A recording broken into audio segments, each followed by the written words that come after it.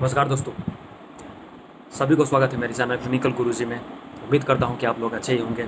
मैं ये रोज़ हर एक वीडियो में बोलता रहता हूँ कि अच्छे तरीके से रहिए, गवर्नमेंट गाइडलाइन को फॉलो कीजिए, सैनिटाइज़र का इस्तेमाल कीजिए, बाहर जाते वक्त मास्क लगाइए। ये बहुत ही कॉमन बात है, ये मगर ये बहुत ही ज़रूरी बात भी है। तो चलिए दोस्तों, बिना कोई टाइम वेस्ट किए हुए हम अब दूसरे सेशंस और वीडियो में प्रवेश करते हैं।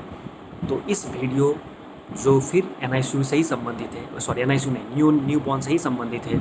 उसमें न्यू नेट की बात भी होगी, उसमें माँ के स्वास्थ्य की बात भी होगी, उसमें इन्फेंट की बात भी होगी, उसमें छोटे बच्चों की बात भी होगी।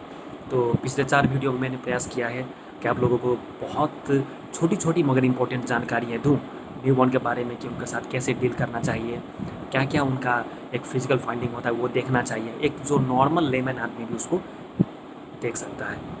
तो ये बहुत ही ज़रूरी चीज़ हो जाती है तो छोटी सी चीज़, मगर इस बात को अगर हम सही वक्त पर डायग्नोज ना करें, अगर इस बात को हम लोग इग्नोर करते रहें, तो ये बहुत ही गंभीर रूप के समस्या में भी तब्दील हो सकती है। तो चलिए आज अब ये नेक्स्ट जो वीडियो बन रहा है, ये जनरली उस बच्चे के बारे में ये वीडियो होगी जिनका तौल कम है, जिसे हम लोग मेडिकल में लो बर्थ वेट इन्फेंट भी बोलते हैं। तो लो बर्थ वेट इन्फेंट किसे बोलेंगे? जिनका तौल जन्म के वक्त 2500 ग्राम से नीचे हो, उनको लो बर्थ वेट कम तौल वाले बच्चे बोलेंगे। जिनका वेट 1500 ग्राम के नीचे हो, उनको वेरी लो बर्थ वेट वाले बच्चे बोलेंगे। और जिस बच्चे का वेट 1000 ग्राम से भी नीचे हो, उसको एक्सट्रीमली लो बर्थ वेट के बच्चे बोलेंगे। तो ये बहुत ही ज़रूरी हो जाता है दोस्तों, ये पता लगाना कि किन ग्रुप के बच्चे वालों को लो बर्थ वेट बोलेंगे, वेरी लो बर्थ वेट बोलेंगे और एक्सट्रीमली लो बर्थ वेट बोलेंगे। ये सुनने में आप लोगों को लग रहा हो कि ये वीडियो मैं आप लोगों को क्यों बता रहा हूँ, इसका संदर्भ क्या है, इसका आम लोगों से संबंधित क्या है। देखिए, जिन बच्चे low birth, extremely low birth और ये वेरी लो बर्थ वेट के कैटेगरी में आते हैं, उनका देखभाल as compare to those babies जिनका वेट एक एडिक्वेट क्राइटेरिया में फॉल करता है, मीट करता है, उनसे कुछ ज़्यादा ही इन लोगों में देखभाल करनी पड़ सकती है। इन बच्चों में समस्याएं भी जटिल हो सकती हैं। इन बच्चों में अगर अच्छी तरीके से ना देखभाल की जाए तो इनकी अवस्था गंभीर भी हो सकती है। ठीक है, तो लो बर्थ वेट वाले जितने भी बच्चे होते हैं, उनमें देखिए बहुत ही जटिल समस्याएं होती हैं। तो लो बर्थ वेट का कारण भी बहुत ज़्यादा है।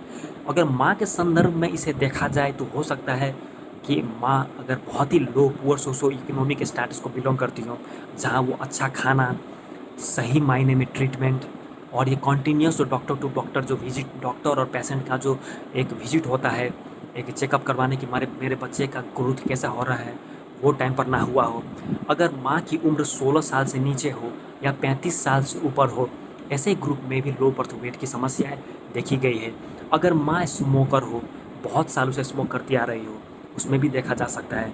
अगर माँ अल्कोहलिक हो, मतलब कुछ अल्कोहलिक ड्रिंक कंज्यूम करती हो, कुछ बेवरेज कंज्यूम करती हो और बहुत दिनों तक भी कंज्यूम करती रही हो, और ड्यूरिंग द प्रेगनेंसी भी अगर कंज्यूम करती रही हो, तो ऐसे ग्रुप में भी ये हो सकता है। ठीक है, तो विभिन्न बहुत किस्म किस्म के कारण हैं जो कि एक बच्चे का तौल कम कम करने में एक बहुत ही मुख्य भूमिकाएं निभाते हैं। तो ऐसे बच्चों में क्या क्या समस्या आ सकती हैं दोस्तों?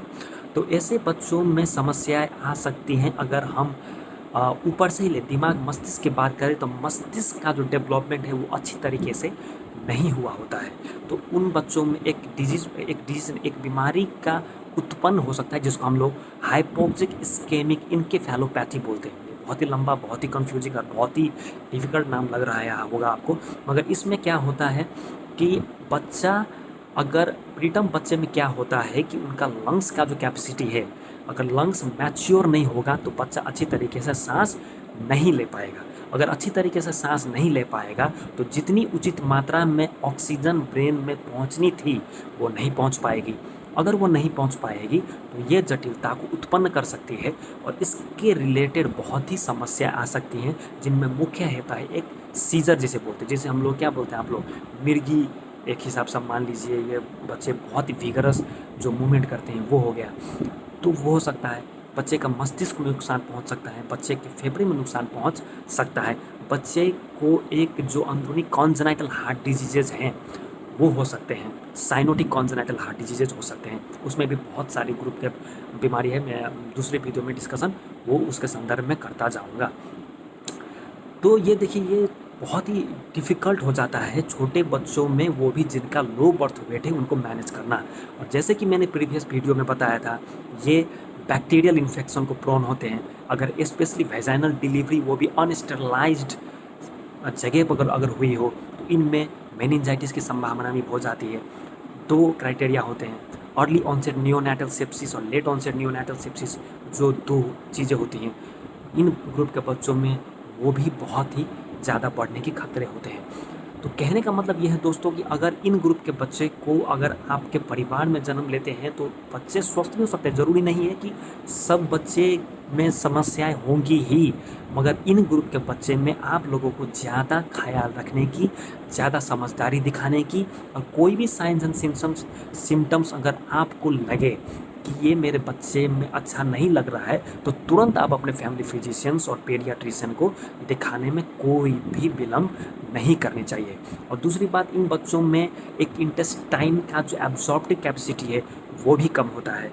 ये बच्चे अच्छी तरीके से दूध को नहीं पचा पाते हैं, दूध टॉयलेट में भी अच्छी तरीके से इनका क्लियर नहीं होता है, ठीक है। ये मेकोनियम जो होता है, जो कि माँ के पेट में जब ये लोग पल रहे होते हैं, एक मेकोनियम होता है, वो चीज़ को ये लोग पी सकते हैं, खा सकते हैं, resulting in the aspiration pneumonia. और कल मैंने पिछले वाले वीडियो में बच्चे का तापक्रम के बारे में बात किया था कि कैसे नवजात शिशु का तापक्रम को मेंटेन करें। तो कम वेट वाले बच्चों में ये समस्याएं होती हैं कि बच्चे का तापक्रम बहुत ही जल्दी लूज़ हो, इसलिए उन लोगों का गर्माहट रखने की, मदर और बेबी का स्किन टू स्किन कांटेक्ट करने की, और कोई भी ऐसी जगह ना रखने की ठंड की जगह पर जहाँ की बच्चों का हीट कुछ ज़्यादा ही लॉस हो, तो उस बारे में भी ध्यान देने की ज़रूरत है। देखिए, कहने के लिए तो इस वीडियो में बहुत ही कुछ कहा जा सकता है।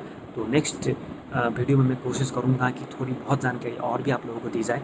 तो अभी के लिए इस वीडियो में इतना ही रखते हैं, नहीं तो फिर आप लोगों को ग्रास्प करने में भी थोड़ी तकलीफ हो सकती है। तो उम्मीद करता हूँ कि आप लोगों को ये वीडियो पसंद आई होगी। अगर कोई भी सवाल हो आप लोगों का, तो आप मुझे कमेंट सेक्शन में लिख के भेज सकते हैं। मैं आप लोगों का क्वेरी सॉल्व करने की कोशिश करूँगा। धन्यवाद।